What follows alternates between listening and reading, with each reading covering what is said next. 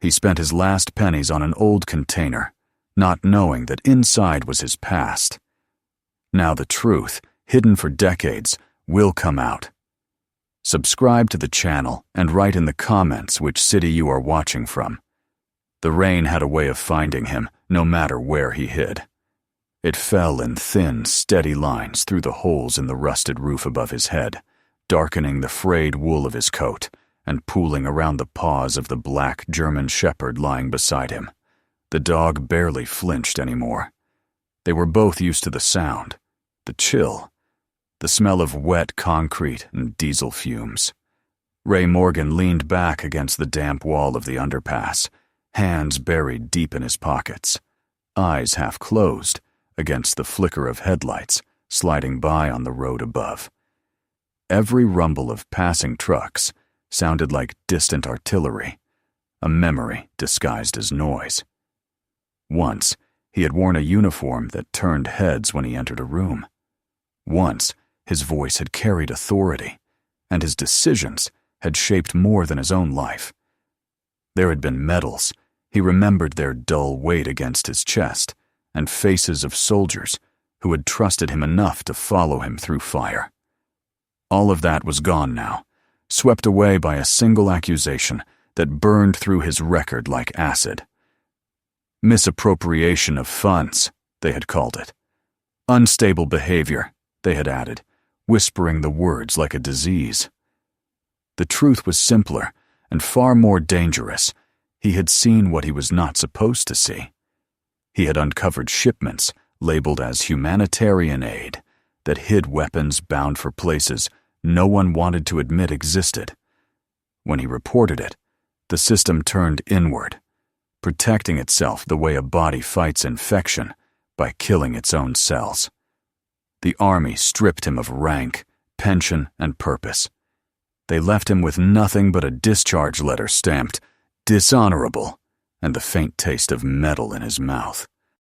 His wife stopped answering calls. His friends looked away in crowded streets, and even the newspapers that had once quoted him began to write his name with a note of pity. Only Rex had remained, the black shepherd that once served beside him overseas. The dog had been marked for euthanasia after an injury, deemed unfit for service. Ray had signed a form, taken him home, and never regretted it. In the years that followed, when every door closed and every voice grew silent, Rex became his last command, his last comrade, and his last witness. They survived together by routine, mornings spent scavenging bottles, afternoons at the pier fixing old radios for a few coins, nights beneath the hum of the city's forgotten bridges. Ray didn't ask for pity, didn't beg. He had learned that the world respected strength only when it wore a uniform, and since his had been stripped away, he had learned to hide his strength in silence. He still kept one habit from the army, though every morning, before dawn, he stood straight, shoulders back, eyes toward the horizon, as if waiting for orders that would never come. Rex sat beside him, alert but calm, as though he too remembered. That morning had begun like any other, gray and wet. The city seemed to breathe mist. Ray followed the trail of noise and voices until he found himself at a storage yard by the industrial district. A crowd had gathered, truckers, bargain hunters, the curious poor drawn by the promise of forgotten treasures sold cheap. It was a storage auction, the kind where unpaid containers were opened and sold to whoever could offer the most. He hadn't planned to stay.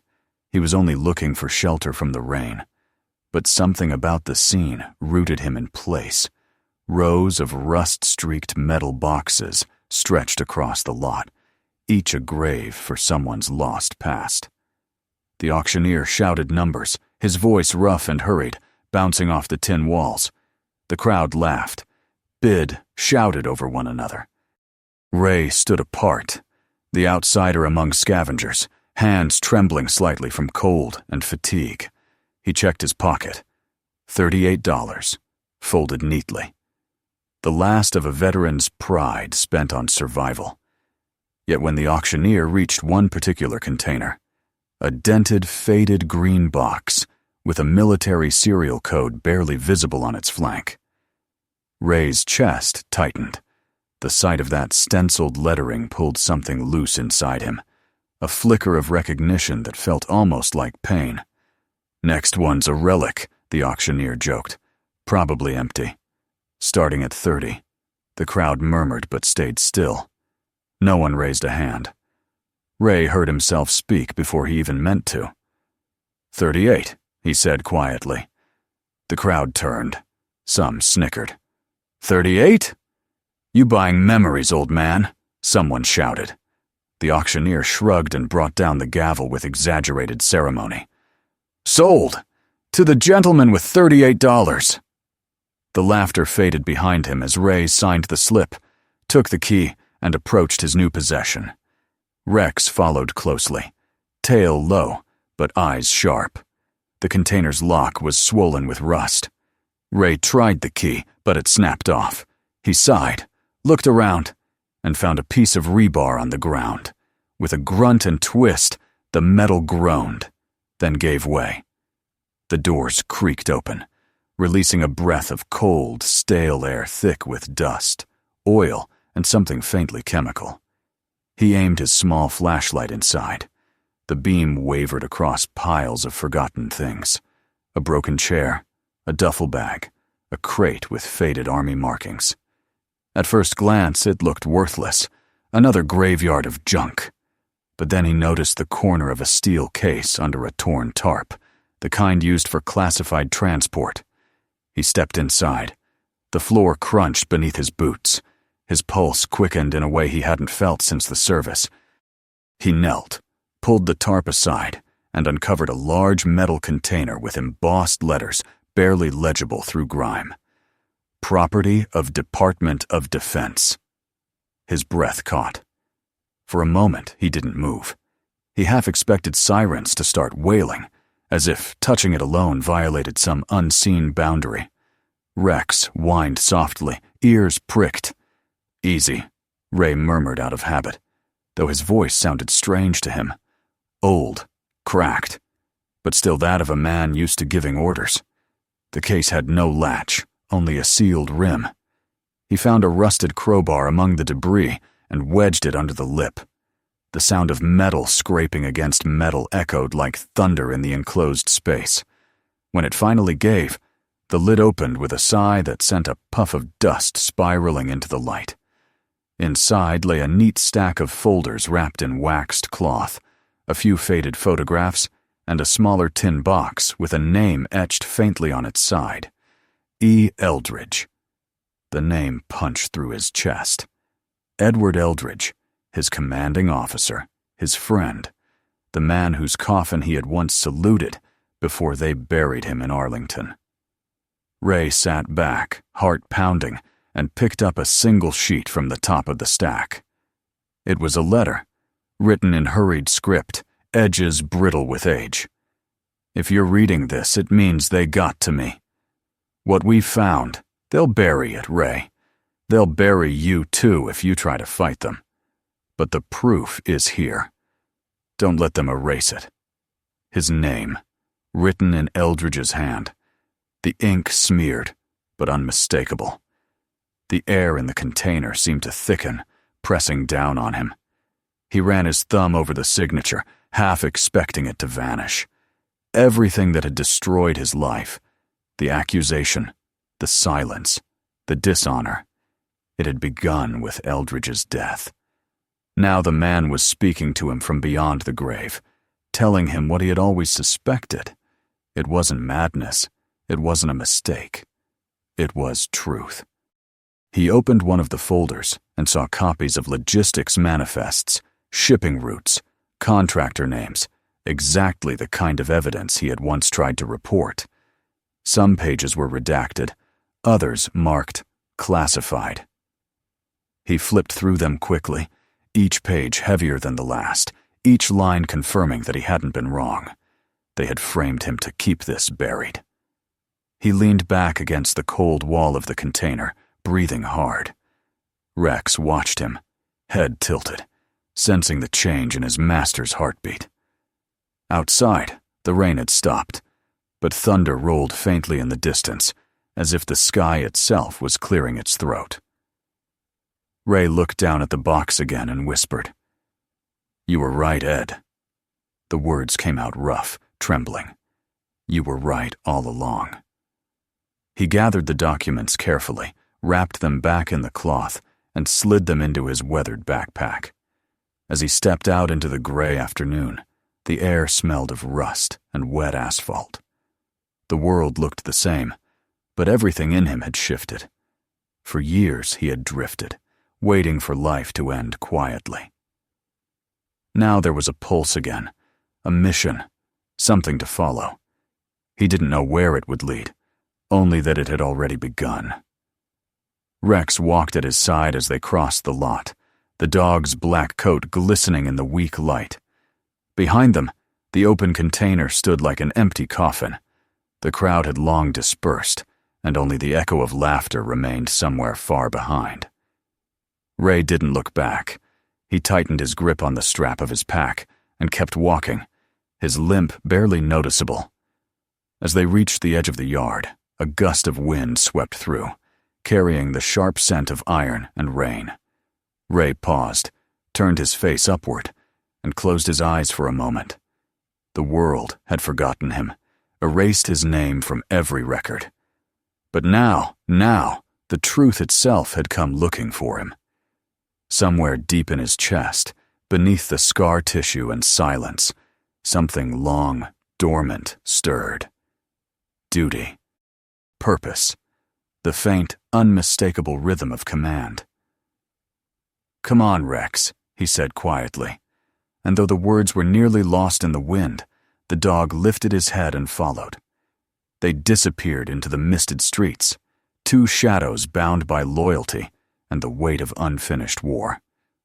Behind them, rain began again, washing the rust from the container's door until the letters showed clear under the gray light. Property of the Department of Defense. Ray didn't see it. He didn't need to. The past had already opened its mouth, and he had stepped willingly inside.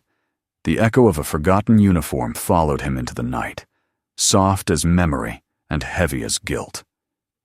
The city was waking up when Ray and Rex left the industrial yard behind them. Dawn spread across the skyline in a bruised gray haze, the kind that turned metal and concrete into the same color. Puddles shimmered faintly under the flicker of dying streetlights. The world looked half asleep, half dead. Ray pulled his coat tighter around him as the cold bit through the torn lining. He had barely slept, his mind still turning over the words in Eldridge's letter. The handwriting, the urgency, the final plea. It was all too real. The truth he had once tried to expose was still out there, buried but alive, waiting for someone stubborn or foolish enough to dig it out. He had promised himself years ago that he was done with promises. Yet here he was again, chasing ghosts because a dead friend had asked him to. Rex walked beside him, ears twitching, head turning with every sound. They had been together too long for words to matter. The dog could read his moods better than any human ever could. When Ray hesitated at a crosswalk, Rex stopped too, waiting. When Ray's breathing grew uneven, Rex pressed his body closer, steadying him. The two of them moved through the waking city like shadows that didn't belong to anyone. People avoided looking too long. That was fine. Ray had spent years learning to be invisible. By the time the sun reached the rooftops, they had made their way toward the library. It was one of the few places that still felt safe. Quiet, warm, filled with people who didn't ask questions. Inside, the air smelled of dust and paper, an old kind of silence. Ray found a seat near the back and opened one of the folders from the container. He worked carefully, turning the brittle pages with the precision of a soldier disarming a mine. The documents detailed shipping records, coded transactions, and names. Names that once held weight, names that had built careers on his downfall. He saw the same contractors that had been mentioned in news headlines years ago. The same companies, still winning military contracts under new shell names. The corruption hadn't died. It had simply changed its uniform. He copied down what he could onto a scrap of paper, though he wasn't sure why. He couldn't go to the authorities. They'd never believe a man with no address and no reputation. He couldn't go to the press, at least not the kind that took government grants. Somewhere in the fog of memory, a name surfaced. Julian Baker, the journalist who had once tried to investigate his case. Ray remembered the articles, half published before being pulled from circulation. Julian had disappeared from mainstream news, resurfacing years later, running an independent site, one that prided itself on uncovering truths too dangerous for television. That was the man he needed to find. But first, he had to stay alive long enough to reach him. As he packed the documents back into his bag, Ray caught sight of movement in the reflection of the library window. A car idled across the street, dark glass, engine running. He felt the old instinct stir, the quiet tightening of nerves before an ambush. The hairs on Rex's neck lifted. Ray stood up casually, slinging the backpack over his shoulder, and walked toward the rear exit. He didn't look back, not even when the car door opened. Outside, the wind carried the faint scent of gasoline and cologne. Expensive, official. He quickened his pace. The next few hours were a blur of narrow streets and side alleys. Ray had learned long ago how to disappear. He doubled back twice, cut through a construction yard, and finally ducked into an abandoned warehouse near the river. The place smelled of rot and old machine oil, but it was shelter. He found a corner, dropped his pack, and sat down heavily. Rex paced before lying down beside him, eyes fixed on the dark doorway. Ray rubbed his temples, feeling the fatigue sink in. He'd thought the ghosts of the past were behind him, but now they were flesh and blood again, driving black cars through the city, watching from behind tinted windows. Someone knew about the container. Someone was already moving to clean up the mess. He spread the documents out in the faint light, coming from a broken window. There were signatures he recognized, one of them belonging to General Maddox, his former superior officer. Maddox had been the one to sign his discharge papers. Seeing that name again hit like a blow. It explained everything. Maddox had been involved from the start. He wasn't just protecting the contracts, he had been profiting from them. Outside, rain began again, slow and steady, beating against the metal roof like the ticking of a clock. The warehouse echoed with it. Ray leaned back and closed his eyes. For years, he had thought he was just a casualty of bureaucracy, a man chewed up and spat out by a faceless system. But there were faces now. Names. Proof. He felt a strange calm settle over him, the same cold clarity that used to come before a mission. He wasn't young anymore, but that didn't matter. Some wars didn't end when the shooting stopped. They just changed uniforms. When he opened his eyes again, it was night. The city lights shimmered through the cracks in the walls. He heard distant sirens, then the crunch of tires outside. He held his breath. 2 car doors slammed. Footsteps. Voices. Low, controlled, professional. Rex growled under his breath. Ray slipped the papers back into his pack and scanned the room. The only exit was the way he came in.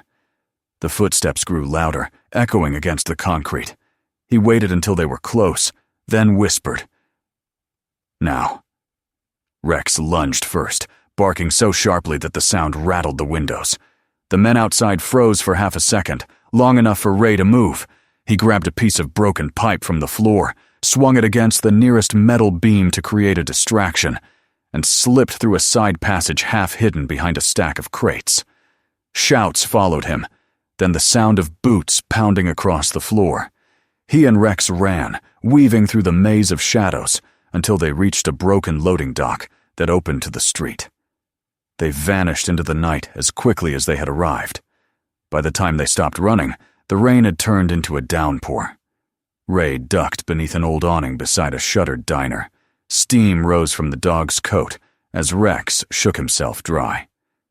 Ray leaned against the wall, breath misting in the cold. Somewhere behind the clouds, dawn was beginning again. He felt the weight of the backpack pressing into his spine. Not just paper and metal, but the weight of every decision he'd ever made. He needed help. He needed someone who could get the story out before those men caught up to him. Julian Baker was still the only name that made sense. Ray found a payphone in the corner of the diner's alley and called a number he had memorized from a newspaper article years ago. To his surprise, someone answered. The voice on the other end was cautious, younger than he remembered, but alive. He didn't say much, just that he had information Baker would want. They agreed to meet at a park downtown the next day. Ray didn't sleep that night. He sat by the river with Rex curled at his side, the documents spread out like a broken map before him. Every rustle of wind, every sound of a passing car made him flinch. He kept expecting the black sedan to return. By morning, the decision was made. He would finish what Eldridge started. If he failed, at least the truth would not die with him. The park was quiet at noon. Children played near the fountain, couples walked by, and no one paid attention to the tall man in the threadbare coat standing by the statue of veterans.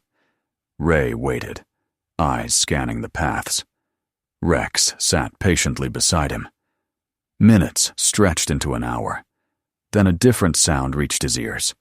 The low hum of an engine idling too long, the squeak of a door, the echo of footsteps that didn't fit the lazy rhythm of the park. He turned just in time to see two men approaching from opposite directions. They moved like professionals, casual but alert, their coats concealing the bulge of holsters. Ray didn't wait. He tightened his grip on Rex's leash and moved toward the exit, blending into a group of pedestrians. One of the men spoke into his sleeve, and the other quickened his pace. Ray veered off into a side path, heart pounding. The game had changed. They hadn't come for a meeting. They had come for cleanup. By the time he reached the street, he knew the journalist had either been compromised or was already dead. The realization hit hard, but not unexpected. He'd been in the field long enough to know how quickly truth turned into collateral damage. He needed a new plan, someone who owed him nothing, someone invisible. That night, he returned to the old district where veterans gathered, the forgotten part of the city where broken men fixed each other's machines and memories. Inside a dim workshop, surrounded by the smell of oil and rust, he found Hank, an old mechanic who had once served under him. The man's hands trembled now from age, but his eyes were still steady. When Ray walked in, Hank just nodded. No questions, no surprise. Soldiers didn't need explanations. The uniform stayed under the skin even after it was taken away. Ray handed him the damaged flash drive he'd found among Eldridge's papers.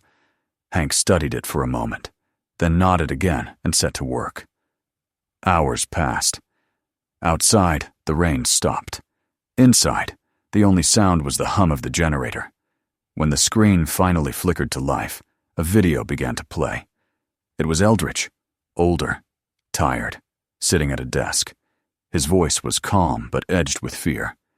"If this reaches you," he said, "then I've failed to contain it. The files you hold are proof. They'll erase anyone who tries to expose it, but the evidence must survive. You know what to do, Ray. You always did." The video ended. The silence that followed felt like a weight pressing against the walls. Ray looked down at Rex, then at Hank. "He was right," Ray said softly. "It's not over." Before Hank could reply, the lights flickered. Then came the crunch of gravel outside, the low rumble of an engine. Hank moved to the window. "They found you," he whispered.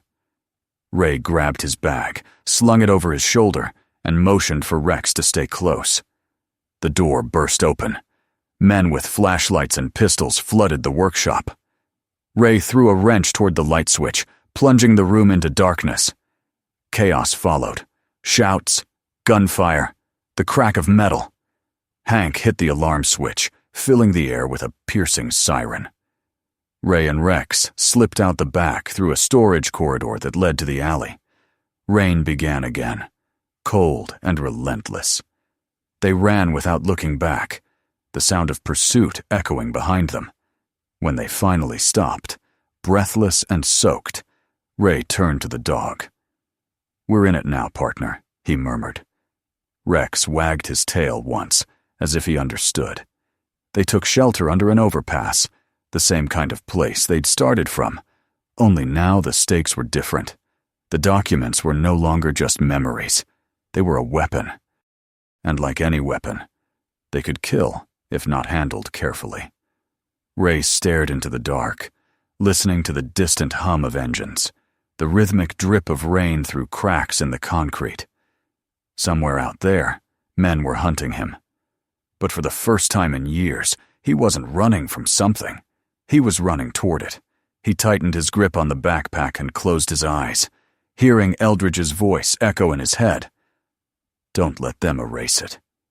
The city above him pulsed with life, blind and loud, unaware that a war was quietly being fought beneath its feet. The war had no uniforms, no medals, no borders. But it had soldiers. One man, one dog, and a promise written in the hand of a dead friend. When dawn came, Ray rose, stiff and exhausted, and began to walk again. The world moved around him like nothing had changed, but he knew better. There was a line drawn now, invisible but absolute. On one side stood those who profited from silence. On the other, those who refused it. He had chosen his side long ago, and there was no going back. The war without a front had begun. The city never truly slept. Even in the dead hours before dawn, its pulse could be felt in the low vibration of passing trains, the steady whir of distant traffic, the faint hum of neon lights that bled color into the fog. Ray Morgan watched it all from the edge of the riverbank, where he and Rex had rested through the night. The world around him seemed indifferent, unaware of the storm building beneath its calm surface. He had spent years trying to escape the ghosts that wore his name. Now he understood there would be no escape, only completion. The evidence he carried had already set a quiet fire in the dark, and those it threatened were closing in. The war he fought no longer had battlefields or flags. It had alleys, passwords, and silences. He rose slowly, joints stiff from sleep and cold. Rex stretched beside him, shaking the moisture from his coat, before looking up with those steady, loyal eyes that had seen too much. Ray rested a hand on the dog's neck, feeling the strength that still lived there. "It's almost over," he murmured, though he wasn't sure for whom. The bag on his shoulder felt heavier now, filled not just with papers, but with everything he had left to give. The flash drive, the letters, the photographs. They were all pieces of a truth too dangerous to remain buried. He had promised Eldridge he would see it through, even if that promise came years too late. He moved through the waking streets with purpose. People passed by him without recognition, seeing only another man worn thin by life. They didn't see the old discipline in the way he walked, or the alertness in his gaze. They didn't know that behind his stillness lay the precision of a soldier, calculating his final mission. The plan had taken shape over the night. Get the files to a broadcast center where they could not be intercepted.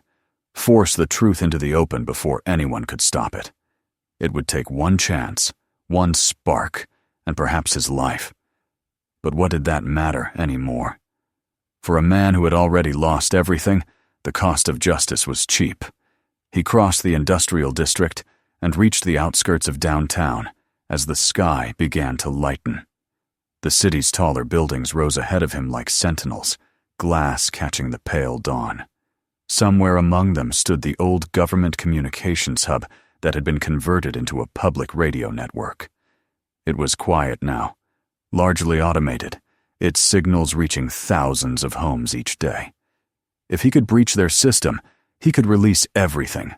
Eldridge's files, the names, the contracts, the evidence of the years-long deception that had ruined lives and wars alike.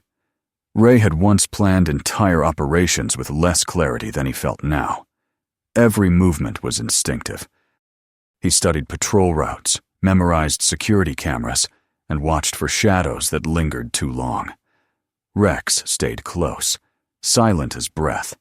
They reached the perimeter of the broadcast building just as the first workers arrived. It was small, unguarded, ordinary. No one would expect that within its walls a man like him was about to detonate truth. The rain began again, soft and fine, turning the streetlights into halos. Ray waited until a delivery truck pulled up to the rear gate, then followed close behind, slipping in through the service entrance before it closed. The corridors inside smelled of coffee and ozone. He moved quickly, scanning for cameras, ducking through maintenance halls until he found a control room lined with aging equipment. It looked almost quaint compared to the digital networks of his memory.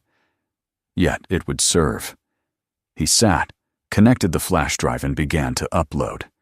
The screen flickered to life, showing a folder marked, simply, Evidence. His reflection hovered faintly in the glass, an older man with hollow eyes but a steady hand. The progress bar crawled forward, slow and deliberate. Outside, thunder rolled across the horizon. He knew it was only a matter of time before they found him. The same men who had hunted him for weeks would have traced the radio frequencies by now. But the files were transferring. The truth was almost free. He was reaching for the next folder when the door behind him opened. The sound was quiet, almost polite. Ray turned, and the years fell away. Standing there was General Maddox. The man's hair had thinned, his uniform replaced by an expensive coat, but his voice carried the same authority that once could silence a room. "You never learned when to stop," Maddox said calmly, stepping inside. His tone was weary, almost disappointed. "All you had to do was fade away." Ray said nothing. His pulse quickened, but his face remained still.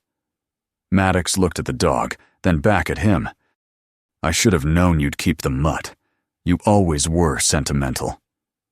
He moved closer, eyes narrowing as they caught the glow of the computer screen. "What are you doing?"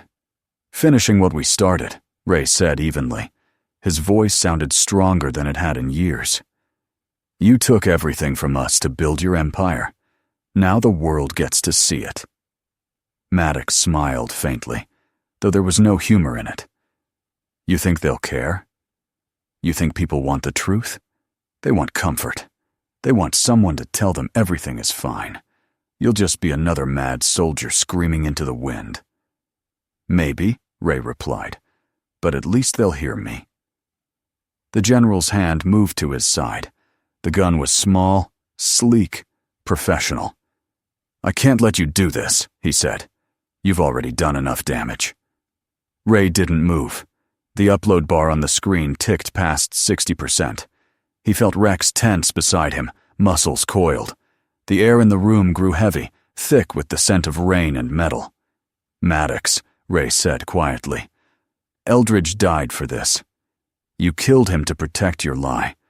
How many others did you bury with him?" Something flickered in the older man's eyes, a shadow of regret, or maybe just fatigue.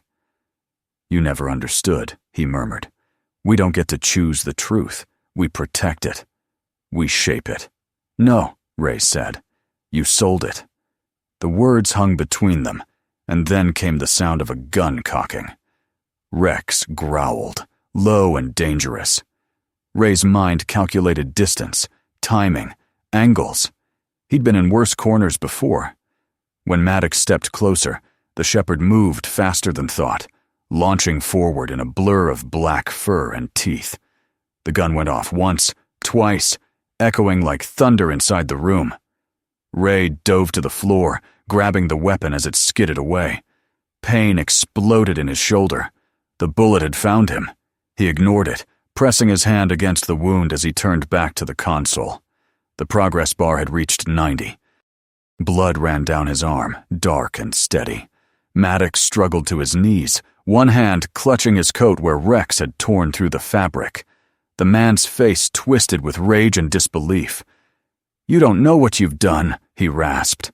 "Yes, I do," Ray said. His voice was calm now, almost gentle. He reached for the keyboard, typed the final command, and hit enter. The system beeped once, then began transmitting. Across the city, signals jumped, networks synced, and screens everywhere flickered as files spread through servers like wildfire. The truth was out. Maddox lunged again, but the effort was too late, too slow. Ray caught his wrist, twisting it until the weapon clattered to the floor. "You could have done the right thing," Ray said quietly. "Once." The general's breath came short. "You're a fool," he spat. "You'll die for this." "Maybe," Ray answered, "but not a liar." He shoved the man backward, then turned toward Rex, who was limping slightly but still alert. "Let's go," he said. They fled down the corridor, blood leaving a trail behind them. The sound of alarms filled the air, not from any security system, but from the building's overworked circuits, overloaded by the data surge. By the time they reached the street, the first rays of morning light had cut through the clouds.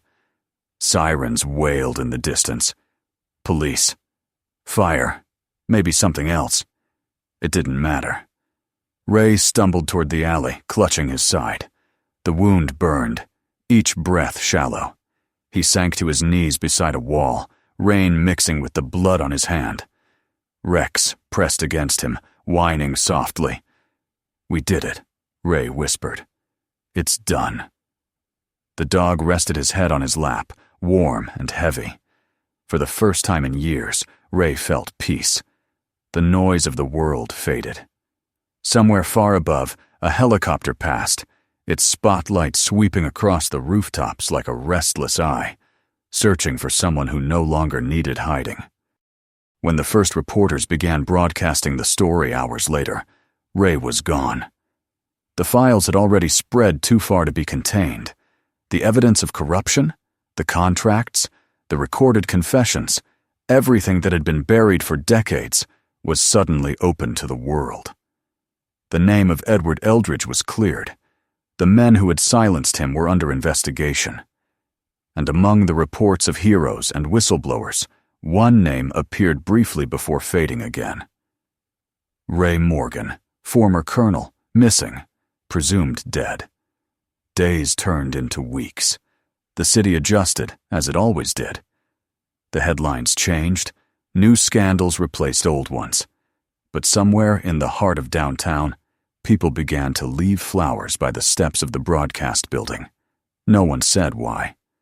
Some said it was for the unnamed soldier who had leaked the truth. Others said it was for the dog that had been seen running from the scene, waiting for a man who never returned. Months later, when spring came, the government unveiled a memorial. It stood in front of the Defense Department headquarters, a modest bronze sculpture of a man in a coat standing beside a German shepherd. The inscription read, "To those who defended truth when silence was safer." No name followed. It didn't need one. Far from the city, along the quiet river where everything had begun, an old man sat on a bench beneath a canopy of trees. His shoulder bore the ache of healed scars, his eyes the softness of peace. Beside him lay Rex, older now, gray around the muzzle but still vigilant. The man watched the ripples of sunlight dance across the water. He carried no papers, no medals, no reminders of war, only the memory of a promise kept. "You did good, partner," he said softly. The wind carried his voice away, mixing it with the sound of the river and the distant hum of the city he had saved, without ever being seen. The world would move on, but somewhere beneath its noise would always remain the echo of one man's refusal to let the truth die. The war was over, and for the first time in years, Ray Morgan was not running. He leaned back, closed his eyes, and let the sunlight warm his face. Rex sighed contentedly and rested his head on the man's boot.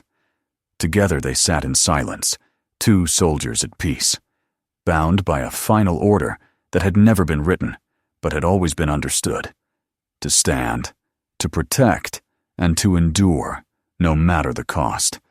And so they did. Subscribe to the channel so you don't miss the next story. Watch the other videos on the channel, and share this one with your friends.